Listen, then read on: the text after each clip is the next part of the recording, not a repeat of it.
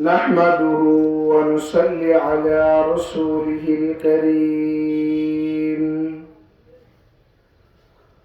أما بعد فأعوذ بالله من الشيطان الرجيم.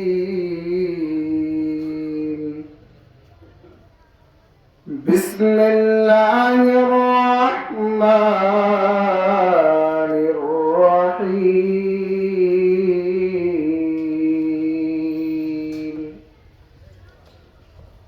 وقضى ربك ألا تعبدوا إلا إياه وبالوالدين إحسانا. إما يبلغن عندك الكبر أحدهما أو كلاهما فلا تقل لهما أف ولا تنهرهما وقل لهما قولا كريما. وقال رسول الله صلى الله عليه وسلم: الجنة تحت أقدام الأمهات، أو كما قال عليه الصلاة والسلام. রামু উপজেলার অন্তর্গত কুনিয়াপালং ইউনিয়ন পূর্ব দেশুয়া পালং জুম কাটা জামে মসজিদ ও জমিরিয়া ইসলামিয়া দারুস সুন্নাহ মাদ্রাসা হেফিজখানা ও এতিমখানার 11তম বার্ষিক সভার প্রধান মেহমান, বিশেষ মেহমান, সভাপতিগণ, উপস্থিত থাকবেন জাতির রাহবার উলামায়ে কেরামগণ। আমার মতন যোগ্য ব্যক্তি এখানে এসে নিজেকে নিজে দ্বন্দ্ব মনে করতে পারতেছি। এই মঞ্চে যদি আমাদের উলামায়ে কেরামগণ যদি থাকতো, আমাদের বড় আকাবিররা যদি থাকতো, এই চেয়ারে বসার আমাদের কারোর সুযোগ হতো না। কিন্তু আকাবিররা কিন্তু চলে গেছেন, তাদের দায়িত্ব কিন্তু আমাদেরকে দিয়ে গেছেন। আমাদেরকে কিন্তু তাদের দায়িত্বটা আমাদেরকে দিয়ে গেছেন। রাসূল চলে গেছেন, সাহাবায়ে কেরামরা চলে গেছেন, তবে তাবিঈনরা চলে গেছেন, আইম্মায়ে মুজতাহিদরা চলে গেছেন, সবাই চলে গেছেন। কিন্তু আনে ওয়ালা উম্মত যত মুসলমান নর নারী পুরুষ মহিলা যারা আছেন সবাইকে কিন্তু দায়িত্বগুলো দিয়ে গেছেন। এই দায়িত্ব, ইসলামের দায়িত্বগুলা কিন্তু প্রত্যেক মুসলমানের ঘরে ঘরে আদায় করা ফরজ। হাদিস শরীফের মধ্যে আসছেন, তলাবুল ইলমি ফারিদাতুন আলা কুল্লি মুসলিম। দ্বীনি ইলম তলব করা প্রত্যেক মুসলমানের উপর ফরজ। প্রত্যেক মুসলমানের উপর দ্বীনি ইলম তলব করা প্রত্যেক মুসলমানের উপর ফরজ। কিন্তু আপনি কিন্তু ছাত্রকে মাদ্রাসার মধ্যে না দিয়ে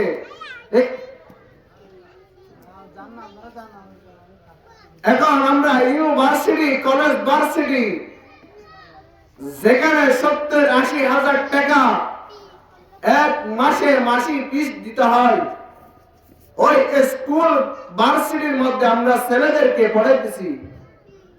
আবার হুজুরদের কাছে এসে বলেন, হুজুর আমার ছেলে আমার কথা মানে না। কেন মানবে? আপনার ছেলে আপনার কথা কেন মানবে? আপনাকে পিঠা না দিয়ে কাকে পিঠা দিবে? আপনি যদি দ্বীনি ইলম তলব করা প্রত্যেক মুসলমানের উপর ফরজ, ওই দ্বীনি ইলম গুলা যদি শিখাইতেন আপনার ছেলেকে, কোনদিন আপনার ছেলে আপনাকে মারতে পারে না, আপনার সাথে কথা না বলে থাকতে পারে না। নিজের শাশুড়িকে মা ডাকে, নিজের মাকে মা না ডাকে কোনোদিন থাকতে পারে না। কেননা আজ নিজের ভাইয়ের সাথে সম্পর্ক নাই, নিজের বোনের সাথে সম্পর্ক নাই। কেন সম্পর্ক নাই? তার যদি দ্বীন ইসলাম গুলা যদি তার দিনের ভিতর যদি থাকতো, তার দিনের ভিতর যদি কোরআন থাকতো, তার দিনের ভিতর যদি হাদিস থাকতো, খোদার কসম করে বলতেছি নিজের মায়ের সাথে নিজে কোনোদিন অত্যাচার করতে পারে না, নিজের মাকে পিটাইতে পারে না, নিজের বোনের উপর জুলুম করতে পারে না। নিজের ভাই, নিজের বাবা মারা গেছে কিন্তু ছোট ভাইয়ের উপর জুলুম করে, জমি পাইতেছে কিন্তু জমি দিচ্ছে না। হরে মুসলমান, মালিকের কাছে কি তোর কি দাঁড়াইতে হবে? এটাকে একটু বিশ্বাস করস না? হাই হাই আফসোস, কেন বুঝস না? তুই কেমন বুঝস না? জানস তো, এগুলা তো ভালো জানস। যেখানে নাচ গান চললে সেখানে গিয়ে সামনের চেয়ারে বসা, এটা তো তুই তো ভালো জানস। কিন্তু ইসলামের কথা যেখানে বলে সেখানে গিয়ে বসা তোর কপালে জুটলো না। কেন জুটলো না ভাই? বঙ্গভবন সংসদ ভবনে যদি ঢুকতে চান, আপনাকে কিন্তু একটা টিকিট দিবে, যে টিকিটের কারণে আপনি বঙ্গভবন আর সংসদ ভবনে ঢুকতে পারবেন। খোদার কসম করে বলতেছি, এটা হলো জান্নাতের মজলিস। এই মজলিসের মধ্যে কেউ আসতে চাইলেও আসতে পারবে না। মালিক যতক্ষণ পর্যন্ত তার উপর রহমত করে নাই, ততক্ষণ পর্যন্ত মাহফিলে আসতে পারবে না। আল্লাহ কুরআনে মাজিদ में इरशाद फरमान, अल्लाह कुरान मजीद में इरशाद फरमान, मा लिहाज़ल किताब ला युगादिरु सगीरतन वला कबीरतन इल्ला अहसाहा ववजदू मा अमिलू हादिरा वला यस्लिमु रब्बुका अहदा।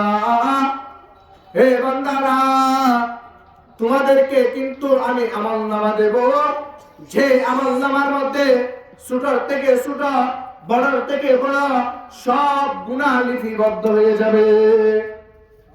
তখন কোথায় পালাবি বান্দা? আই বান্দা, আমি কিন্তু চার দিয়ে ছেড়ে দেব না। আমি মালিক, এমন একটা মালিক যে মালিক কিন্তু চার দিয়ে ছেড়ে দিব না। আমি মালিকের কাছে প্রত্যেক জনেরই আমার কাছে আসতে হবে। কেউ পালাইতে চাইলেও পালাইতে পারবে না, কেননা পালানোর মতন কোন জায়গা থাকবে না ভাই। একদিকে থাকবে জান্নাত, আরেকদিকে থাকবে জাহান্নাম। নাইলে জান্নাতে যেতে হবে, নাইলে জাহান্নামে যেতে হবে। আল্লাহ তাআলার রহমত ছাড়া জান্নাতে যেতে পারবে না। আল্লাহ তাআলা যতক্ষণ পর্যন্ত হুকুম করে নাই, ততক্ষণ পর্যন্ত জাহান্নামে যেতে পারবে না। ও জুমকাটার মুসলমান, আমি কি আপনাদেরকে বলতে চাচ্ছিলাম নিজের মা কেন, নিজের ছেলে কেন নিজের মায়ের উপর অত্যাচার করে? হায় আফসোস, হায় আফসোস। আল্লাহ কুরআনে মাজিদ में इरशाद फरमान, ওয়াকাদা রাব্বুকা আল্লা তা'বুদু ইল্লা ইয়্যা। হে নবী, আপনি বলে দেন, আমি ডিসিশন দিয়ে ফেলেছি, চূড়ান্ত সিদ্ধান্ত নিয়ে ফেলেছি। কিসের উপর? আল্লাহ তা'বুদু ইল্লা ইয়্যা, তোমরা একজনের ইবাদত করো, তোমরা বাস পূজা ছাড়ো, গাছ পূজা ছাড়ো, তোমরা শিরক করিও না, তোমরা মাজারে গিয়ে চেষ্টা দিও না, মাজারে গিয়ে চেষ্টা দিও না। মাজারে চেষ্টা দিলে কবিরা গুনাহ। আমি আল্লাহ কিন্তু সমস্ত গুনাহ মাফ করব, কিন্তু আমি আল্লাহ কিন্তু শিরক মাফ করব না। আমি আল্লাহ কিন্তু সমস্ত কিছু মাফ করব, কিন্তু আমি আল্লাহ কিন্তু যে তোমরা আমার সাথে যে তুহমাত লাগাও, শিরক করো, এই শিরক গুনাহ আমি মাফ করব না। হায় আফসোস, আমি আপনি মাজারে গিয়ে চেষ্টা দিছি রে ভাই। আরে ভাই, তোকে কে বললো মাজার তোকে ছেড়ে দিতে পারে, মাজার তোকে পরীক্ষার মধ্যে পাস করাইতে পারে? আমাদের একজন জাহাঙ্গীর হুজুর আছে, তিনি তার মতন বন্ড এই পৃথিবীর মধ্যে আর কেউ হতে পারে না। কক্সবাজারের উলামায়ে কেরাম, আমি আপনাদেরকে বলতে চাই, আমাদের চট্টগ্রামের মধ্যে ঢাকার মানুষ যখন বয়ান করে, আল্লাহর কসম করে বলতে চাচ্ছি আপনাদেরকে, তারা নিজেদেরকে নিজে ছোট মনে করে তারা বয়ানগুলা করে। আমাদের কক্সবাজার না, চট্টগ্রাম মানুষদেরকে, উলামায়ে কেরামদেরকে যদি এক পাল্লায় দেন, পুরা ঢাকা পুরা বাংলাদেশের মুসলমান যে উলামায়ে কেরামগণ আছেন তাদেরকে যদি এক পাল্লায় দেন, বাংলাদেশের মুসলমান, তোমাদেরকে আমি জানাইতে চাই, কিন্তু চট্টলার যে পাল্টা আছে ওই পাল্টা কিন্তু ভারী হবে। আজ কিছু বন্ধদের কারণে উলামায়ে কেরামদের উপর নির্যাতন করতে শুরু করছেন, উলামায়ে কেরামদের উপর তুহমাত লাগাইতেছেন। একজন জাহাঙ্গীর হুজুর আছে, আরেকজন আছেন আবুল কালাম বয়ানি, ডুম বয়ানি বলে তাদেরকে। তাদের কারণে কিন্তু আমাদের চট্টলার উলামায়ে কেরামদের কিন্তু তারা কত কষ্টের মধ্যে আছে বুঝাইতে পারতেছে না। হায় আফসোস, কাকে কি বলবো ভাই। উলামায়ে কেরামগণ আমাদেরকে অনেক মাহফিল থেকে ফোন করে, টেলিফোন করার পরে আমরা জিজ্ঞাসা করি, ভাই দুপুরের পর কে বয়ান করবে? তখন উলামায়ে কেরাম হওয়ার পরে বলে আমাদের ইমাম সাহেব বয়ান করবে। তাহলে আসরের পর কে বয়ান করে? টুকটাক বয়ান করবে। আরে ভাই, তোর যদি ইমাম সাহেব যদি ভালো না হয়, তুই ইমাম সাহেবের পিছনে নামাজ পড়স, একজন ঢাকা থেকে 40-50 হাজার টাকা দিয়ে আনস। আরে ভাই, তুই মারার পরে তো তোর জানাজাই তো পড়তে আসবে না, তোর তো কবরে নিবে না। তুই উলামায়ে কেরামদেরকে, তুই ইমাম সাহেবকে হেও মনে করলি। কাল কিয়ামতের ময়দানের মধ্যে প্রত্যেক মুসলমানের কিন্তু দাঁড়াইতে হবে। তখন মালিক জিজ্ঞাসা করবে, তুই বাহিরের কুকুরদেরকে, বাহিরের লোকদেরকে তুই মহব্বত করতি, কিন্তু তোর ইমাম সাহেবদেরকে মহব্বত করতি না, আমি মালিকের কাছে তোর ছাড় হবে না। হায় আফসোস। আরে যুবক, তুই মনে করতেছ তোর বাহাদুরিতে তোর দুনিয়ায় কাঁপায়, তোর বাহাদুরিতে তোর এলাকা কাঁপাস। আরে না রে ভাই, তুই যখন মালিকের কাছে যখন চেষ্টা দাও, সুবহান রাব্বিয়াল আলা যখন চেষ্টার মধ্যে যখন বলস, আল্লাহকে যখন পবিত্র বলস, আল্লাহর কসম করে বলতেছি, হাই যুবক, তোর চেষ্টার কারণে আল্লাহর আরশ কাঁপে। তুই কিন্তু বুঝস না, তুই মনে করস তোর এলাকা কাঁপাস, তোর মহল্লা কাঁপাস, তোর দেশকে তুই নেতৃত্ব দিয়ে কাঁপাস। না রে ভাই, তুই যখন চেষ্টা দাস, খুদার কসম করে বলতেছি, আমার আল্লাহর আরশ পর্যন্ত কাঁপে। আরে যুবক, তুই তো বুঝলি না, তুই নামাজের মজা গুলা কি বুঝলি না? হায় আফসোস, হায় আফসোস। তুই মনে করস নাচ গান করে দুনিয়া কাঁপাইতেছস। না রে ভাই, তোর শুধু নাচ গানে আর দুনিয়ায় কাঁপে তাই না, তুই যখন যুবক যখন চেষ্টা দাস, তুই আল্লাহর আরশ কাঁপাস। তুই তো বুঝস না, তুই মনে করস শুধু নাচ গান দেখায়াপনা, কোথায় শিল্পী আসতেছে এগুলা দেখতে যাস, তুই তো একটু কি বুঝস না। হাই বান্দা, মালিকের কাছে কিন্তু দাঁড়াইতে হবে। মালিকের কাছে দাঁড়াইয়া কি বলবি, কে জবাব দিবি বন্ধু? আই বন্ধু, কিন্তু মালিকের কাছে কাউ যেতে পারবে না, কেউ এখান থেকে পালাইতে পারবে না। মালিক রাগান্বিত হয়ে ডাক দিবে, লিমানিল মুলকুল ইয়াউম লিল্লাহিল ওয়াহিদিল কাহ্হার। আজ কার রাজত্ব চলে দেখবো। এখানে কারোর রাজত্ব চলবে না, এখানে কারোর রাজত্ব চলবে না, এখানে আমি মালিকের ছাড়া কারোর রাজত্ব চলবে না। বাংলাদেশের উলামায়ে কেরামদেরকে 16 বছর ধরে যে জুলুম করেছিল, অত্যাচার করেছিল, তখন বলতেছেন একজন আর্মির অফিসারকে, স্যার আমি 5 মিনিটের জন্য একটা বক্তব্য দিব। ওই স্যারটা বলতেছেন, ও বোন, তোমাকে তোমার জান নিয়ে পালাইতে পারবে না, বাংলার জমিনে 5 মিনিটের বক্তব্য দেওয়ার চেষ্টা করিস না। বিমান রেডি, তুই চলে যা, তুই চলে যা তোর দাদার কাছে, তোর বাবার কাছে চলে যা। এখানে তোর জায়গা না, তোর জায়গা হলো ভারত, তোর জায়গা এখানে না। এই মুসলমান, কিয়ামতের ময়দানের মধ্যে কিন্তু মালিকের কাছে দাঁড়াইতে হবে। মালিকের কাছে দাঁড়াইতে হবে, কিন্তু জীবনের মধ্যে যে গুনাহ করেছো, জীবনের মধ্যে যা কিছু করেছো, সব কিছু মালিকের কাছে খুলে বলতে হবে। মালিক চিৎকার দিয়ে দিয়ে বলবে, আই বান্দারা, তোদেরকে একটা হায়াত দিয়েছিলাম, যে হায়াতটা তুই জীবনটা শেষ করে দিলি, তুই আমার কাছে এখন কি জবাব দিবি? তুই আমার কাছে জবাব দেওয়ার মতন কিছু নাই। একদিন হযরত ওমর রাদিয়াল্লাহু তাআলা এক কবরস্থানের পাশ দিয়ে যখন আসতেছেন, তখন এক কবরের মধ্যে একটা ব্যক্তি সুবহানাল্লাহ সুবহানাল্লাহ বলতেছেন। তখন হযরত ওমর রাদিয়াল্লাহু তাআলা বলতেছেন, সুবহানাল্লাহ বলে ডাক দিলেন।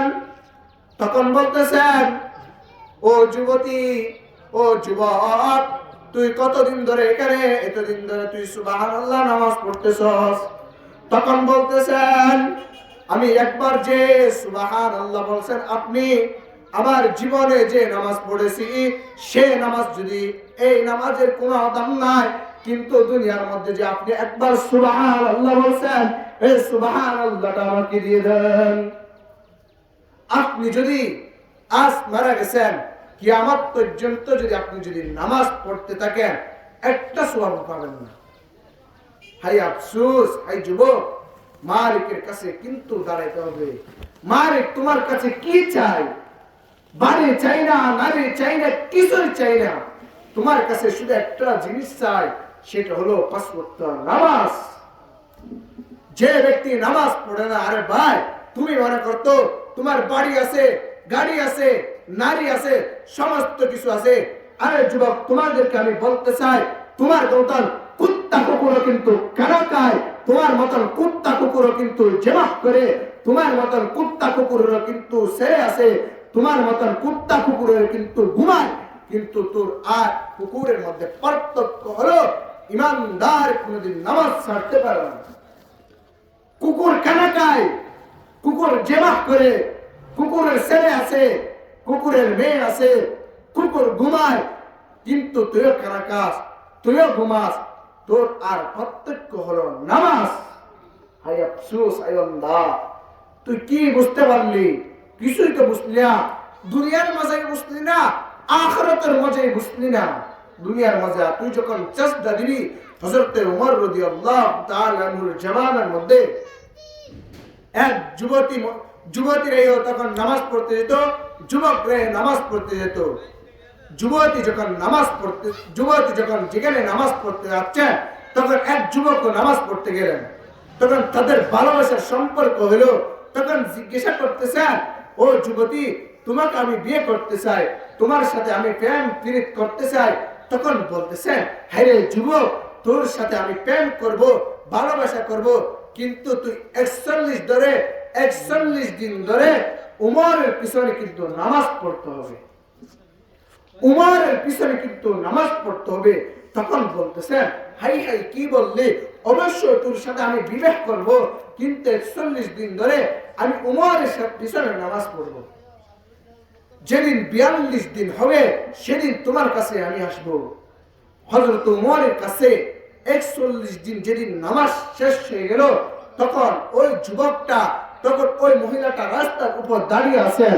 রাস্তার উপর দাঁড়িয়ে থাকার উপরে তখন জিজ্ঞাসা করতেছেন, ওই যুবকটা কিন্তু আর আসে না। 142 দিন হয়ে গেল, ওই যুবকটা কিন্তু আসে না। তখন ওই মহিলাটা একটা যুবক দিয়ে খবর পাঠাইলো ওই যুবকটার কি অবস্থা দেখার জন্য। তখন বলতেছেন, ওই যুবকটা তোমাকে ওই মহিলাটা যেতে বলেছেন। তখন বলতেছেন, হ্যাঁ রে যুবক, কি বলো? আমি ওই মহিলার মোহাব্বত আর চাই না, আমি উমরের পিছনে এমন মজা পেয়েছি, কিন্তু আমি নামাজ পড়তে থাকবো। সুবহানাল্লাহ, আল্লাহু আকবার। হাই বন্ধু, আমিও তো তোর মতন যুবক। আমি যদি দাঁড়িয়ে রাখতে পারি, আমি যদি চুলগুলা যদি সবগুলা যদি কাইটা ছেড়ে যেতে পারি, তুই যে দাড়িগুলা কাইটতে তোস, আরে মালিকের কাছে তুই কি জবাব দিবি?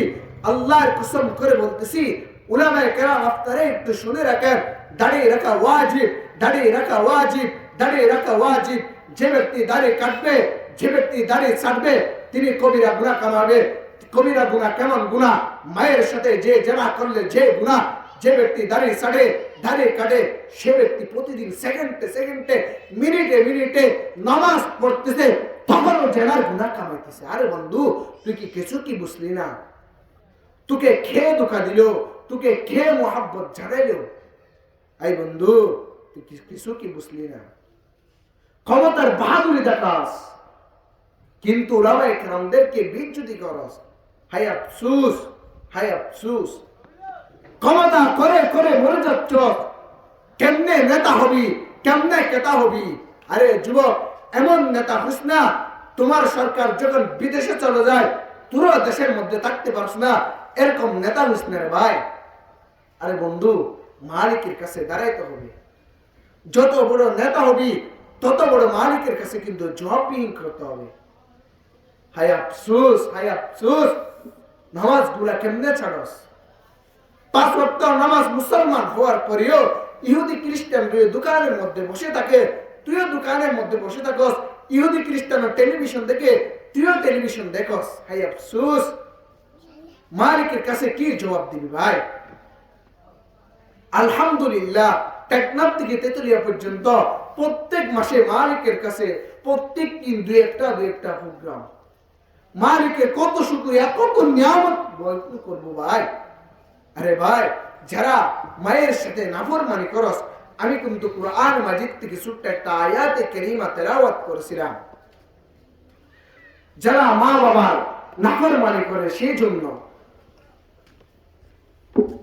হায় আফসোস। যারা মা বাবার নাফরমানি করস, মালিকের কাছে তো দাঁড়াইতে হবে। একজন জলিলুল কদর সাহাবী ছিলেন হযরতে আলকামা রাদিয়াল্লাহু তাআলা। তিনি আল্লাহর রাসূলের দরবারের মধ্যে সবসময় থাকতেন। আল্লাহর রাসূল জিজ্ঞাসা করলো, ওই যে এই সাহাবাটা আলকামা রাদিয়াল্লাহু তাআলা অসুস্থ হয়ে পড়লেন, তখন সাহাবায়ে কেরামরা হযরতে বেলাল রাদিয়াল্লাহু তাআলা আল্লাহর রাসূলের দরবারের মধ্যে এসে বলেন, ইয়া রাসূলুল্লাহ, হযরতে আলকামার তো অনেক অসুস্থ হয়ে পড়লো, এখন আমরা কি করতে চাই? রাসূল করিম সাল্লাল্লাহু আলাইহি সাল্লাম বুঝতে পারলেন। তখন এই যুবককে এক হযরতে বেলাল রাদিয়াল্লাহু তাআলা আনহুকে বলল, ইয়া বেলাল, তুমি তার বাসার মধ্যে যাও, তার বাসার মধ্যে কি আছে একটু দেখে আসো। তখন হযরতে বেলাল রাদিয়াল্লাহু তাআলা তার বাসার মধ্যে গেলেন। যাওয়ার পরে দেখতে পাইতেছেন একজন বৃদ্ধ মহিলা। তখন বৃদ্ধ মহিলাকে বলেন, আপনার কি একজন ছেলে ছিলেন আলকামা? তখন বলতেছেন, হ্যাঁ অবশ্যই আমার একটা ছেলে ছিল। আলকামা, কি হয়েছে একটু তোমরা বলে বলবা? তখন বলতেছেন, আপনাকে আল্লাহর রাসূল যাওয়ার জন্য বলেছেন। তখন আলকামার মা হাইটা হাইটা লাঠি দিয়ে বর দিয়া রাসূল করিম সাল্লাল্লাহু, অনেক লম্বা ঘটনা কিন্তু সময় সংক্ষিপ্ত ছিল, আপনাদেরকে মুক্তসর বুঝাইতে পারতেছি না। জানি না নিজের গুনার কারণে এত গুনাহ করছি, মানুষদেরকে বুঝাইলেও মানুষ বুঝে না। হাই যুবক, কেমনে বুঝলি? দিলটা তো গুনাহ করতে করতে কালো হয়ে গেল, কালোর মধ্যে কালো দেয়, সাদা দিলে তো কালোটা চাই না। আই যুবক, তবে গুনাহ করতে জানোস কিন্তু তওবা করতে জানোস না। তখন ওই মহিলাটা আল্লাহ রাসূলের দরবারে বসে বলেন, ইয়া রাসূলুল্লাহ, আপনি কি আমাকে ডেকেছেন? তখন বলতেছেন, হ্যাঁ অবশ্যই তোমাকে আমি ডেকেছি। তখন বলতেছেন, ইয়া রাসূলুল্লাহ, কেন ডেকেছেন? আপনার ছেলে আলকামার তো মৃত্যু হইতেছে, কর্মা নসিব হইতেছে না, আমার মনে হচ্ছে আপনি নারাজ, তার উপর একটু মাফ করে দেন না। হযরত আলকামার মা বলেন, ইয়া রাসূলুল্লাহ, কাকে মাফ করব আমি? আমার জীবনটা যার জন্য নষ্ট করে দিলাম। আমি যুবতী ছিলাম, আমি সুন্দরী ছিলাম, কিন্তু তার বাবা মারা যাওয়ার পরে আমি আর কোনো বিবাহ করি নাই। কেন আমার ছেলে এতিম হয়ে যাবে সেজন্য আমি কোনো বিবাহ করি নাই। ইয়া রাসূলুল্লাহ, আমি কেমনে মাফ করব তাকে? আপনি একটু বলেন না। তখন বলতেছেন, ও আলকামার মা, তুমি যদি তাকে যদি মাফ না করো, তিনি যদি কলমা না পড়ে যদি এই দুনিয়া থেকে যদি চলে যায়, মালিকের কাছে যদি দাঁড়াইতে হয়, এই আগুনের চেয়ে 1000 গুণ আগুন বেশি হবে। ও আলকামার মা, তুমি একটু মাফ করে দাও না। তখন আলকামার মা যখন মাফ করে দিল, তখন আলকামা কলমা নসিব হইতেছেন। তখন পড়তেছেন, লা ইলাহা ইল্লাল্লাহ, লা ইলাহা ইল্লাল্লাহ মুহাম্মাদুর রাসূলুল্লাহ। জিকির করতে করতে, আল্লাহর তাসবিহ পড়তে পড়তে তখন ইন্তেকাল হয়ে গেল। হায় আফসোস হে বান্দা, আজ যুবক, কি বুঝে তুই মার সাথে কথা বলস না? তোর মা যদি তোর উপর যদি নারাজ হয়ে যায় বান্দা, তোর মা যদি তোর উপর যদি নারাজ হয়ে যায়, তোর কলমা নসিব হবে না। তোর বাবা যদি তোর উপর যদি নারাজ থাকে, কলমা নসিব হবে না। যে মা তোকে 10 মাস 10 দিন ধরে পেটের মধ্যে রাখলো, কত কষ্ট, এক লাফতি রীতি মায়ের পেটের ভিতরে মা বসে যেত, মা শুয়ে যেত, কিন্তু ছেলেটা সুস্থতা প্রত্যেক মা এটা চায়। আই যুবক, তুই কি বুঝলি, কি বুঝে মাকে কষ্ট দিস, একটু বুঝে না। যে বন্ধুকে ভালোবাসস, যে স্ত্রীকে তুই ভালোবাসস, ওই স্ত্রীকে যদি শুধু যদি একবার দুইবার তিনটা যদি তালাক দিয়ে যাস, ওই স্ত্রীটা তোর থেকে চলে যাবে। তোর যদি একটু যদি গালের মধ্যে যদি পছন্দ ধরে, তুই স্ত্রীকে তালাক দিবি দূরের কথা, তোর স্ত্রী তোকে তালাক দিয়ে চলে যাবে। সেই স্ত্রীকে এত ভালোবাসিস তুই, হায় আফসোস। কিছু কি বুঝলি না রে যুবক? আয় যুবক, পায়ে হাত দিয়ে বলি, এই হাত দিয়ে আওলাদে রসুলদের সাথে, আওলাদে রসুল, রসুলের বংশধরদের হাতে হাত লাগিয়েছি, রসুলের হাদিস পড়েছি, আল্লাহর কুরআন পড়েছি। এই হাত তোর পায়ে দিয়ে বলি, যুবক, তুই নামাজটা একটু ছাড়িস না, তুই দাড়িটা একটু কাটিস না। তুই যখন দাড়ি কাটস, আমার রসুলের সিনার মধ্যে, আমার রসুলের কলিজার মধ্যে তুই কেমনে ছুরি দিয়ে আঘাত করস? আমার রসুলের কলিজার মধ্যে কেমনে আঘাত করস? তুই আরো বলস রসুলের বিরুদ্ধে কাউ যদি বলে তুই মিছিল করস। তুই যে আমার রসুলের কলিজার মধ্যে যে দাড়ি লাগাইতেছ ছুরি দিয়ে, ভাই, তুই যখন কাবার মধ্যে যখন যাস, কাবার মধ্যে গিয়ে যখন রসুলের কবরটা যখন জিয়ারত করস, আমার রসুল মুখটা চেহারাটা কালো করে ফেলে। হাই বান্দা, তুই বান্দা আমার কলিজার মধ্যে কেমনে আগুন লাগালি? তুই কেমনে বুঝলি না? তোর মাকে কেমনে তুই নাফরমান করলি? তোর মায়ের সাথে সম্পর্ক নাই, তুই হজ করলে আসলি, আল্লাহর কসম করে বলতে চাচ্ছিলাম তোর হজ কবুল হবে না। তুই একবার মায়ের দিকে তাকা, নজর দিয়ে তাকাই থাক, তুই কবুল হওয়ার সব, কবুল হইলে যে সওয়াব হজ, তুই সেরকম সওয়াব পেয়ে যাবি। আয় আফসোস এই বান্দা, তুই কি বুঝলি না? তুই মনে করস নাচ গান কাঁপাইয়া কাঁপাইয়া মাটিকে দপন করিস, দুম দুম যে সম্বসে আওয়াজ শোনাস, তখন মাটি জবাব দে, আরে জুম খাটের মুসলমান, ও কুনিয়া পালনের মুসলমান, তখন মাটি জবাব দে, আই বান্দা, তুই যে আজকে মাটিকে কাঁপাচ্ছস, কিন্তু তুই যখন মাটির ভিতর যখন কবর যখন আসবি, এমন ভাবে তোকে আমি একটা ধাক্কা দিব, যে হাড্ডির কারণে বাম হাতের হাড্ডি ডান পাশে চলে যাবে, ডান হাতের হাড্ডি বাম পাশে চলে যাবে। তুই কেমনে দুনিয়াটা কাঁপাস, দুনিয়ার মধ্যে কেমনে দুম দুম আওয়াজ করস, কিন্তু কবরে দেওয়ার পর তোকে যে আমি কাঁপাবো, তোকে একটু কি বুঝলি না? হায় আফসোস, হায় বান্দা, তোদেরকে কেমনে বুঝাবো? তুই বল না ভাই, তোর পায়ে হাত দিয়ে বলতেছি, ভাই তুই একটু 5 ওয়াক্ত নামাজটা পড় না। তোমাকে তো আমি বলতেছি না স্কুলে পড়, ভার্সিটিতে পড়, সমস্ত জায়গায় জায়গায় পড়, তোকে তো একবারে বলতেছি না স্কুলে পড়িস না, ভার্সিটিতে পড়িস না, তুই মাদ্রাসায় পড়িস, টুপি লাগাস, একবার বলি নাই, কিন্তু আমার রসুলের সুন্নাহগুলো ধরতে কেন পারতেছিস না? হায় আফসোস, নিজের মায়ের সাথে সম্পর্ক নাই, নিজের মা কান্নাকাটি করে অপর পুরুষদেরকে বুঝায়, হায় আফসোস, তোর নামে কেমনে অপবাদ দেয় তোর মা? তোর মাকে, একটা মা বাবা দুইজনকে কেমনে রাজি করতে পারলি না? ভাই বন্ধু, তোদেরকে কিভাবে বুঝাবো, কেমনে বুঝাবো, বুঝতে পারতেছি না। কুকুর, এই যে শুকুর, যে সবচেয়ে গৃহীত হলো শুকুর, মালিকের কাছে প্রতিদিন সকাল বেলা উঠে, আমি নিজেই পড়েছি ভাই, শুকুর শুকুর প্রতিদিন ঘুম থেকে উঠার আগে মালিকের কাছে দরখাস্ত করে, মালিক তুই বেনামাজির চেহারাটা আমাকে দেখাইস না। কুকুর কুকুর শুকুর মালিকের কাছে বলেন, এই মালিক, তুই আমাকে কিন্তু বেনামাজির চেহারাটা দেখাস না। বেনামাজি বড় নাফরমান, বেনামাজি বড় নাফরমান, তার সে নাফরমান এই দুনিয়ার মধ্যে কেউ হতে পারে না, তার সে নাফরমান এই দুনিয়ার মধ্যে কেউ হতে পারে না। তুই মনে করস দুনিয়া কাঁপাইতেছস, ভাই তুই কেমনে বুঝলি না? হায় আফসোস, তোর মা যদি তোর উপর যদি নারাজ হয়ে যায়, তোর বাবা যদি তোর উপর যদি নারাজ হয়ে যায়, আমার আরশের মালিক নারাজ, যার জন্য সমুদ্র সৈকত আসমান জমিন সবকিছু বানিয়েছেন, তিনি হলেন আমাদের নবী, বিশ্ব নবী মুহাম্মদুর রাসূলুল্লাহ সাল্লাল্লাহু আলাইহি ওয়াসাল্লাম। তিনি তো থাকতে পারেন না, যার জন্য সমুদ্র সৈকত আসমান জমিন সমস্ত কিছু বানিয়েছেন, তিনি তো থাকতে পারেন না।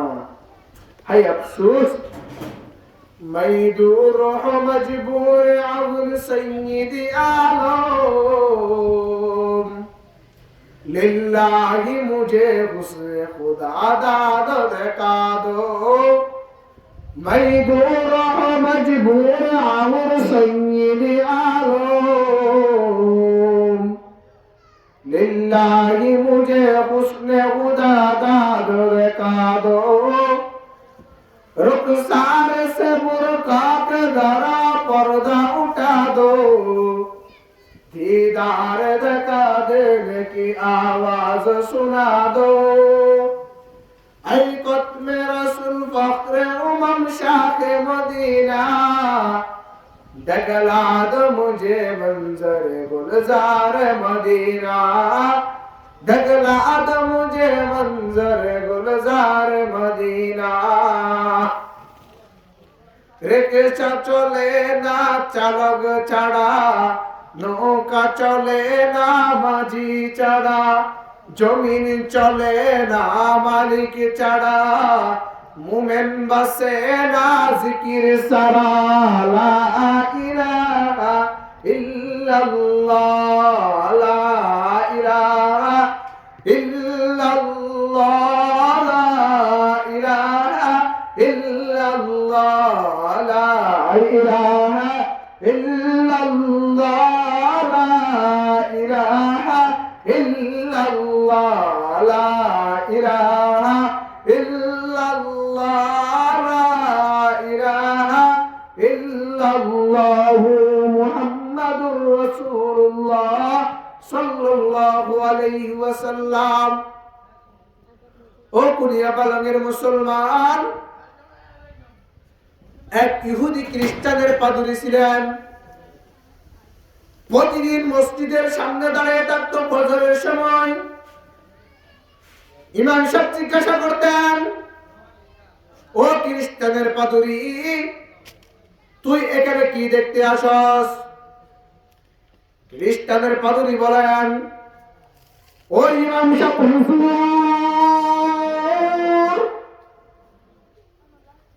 আমি প্রতিদিন যে আপনার মসজিদের সামনে আসি, কিন্তু আমার একটা মকসদ আছে।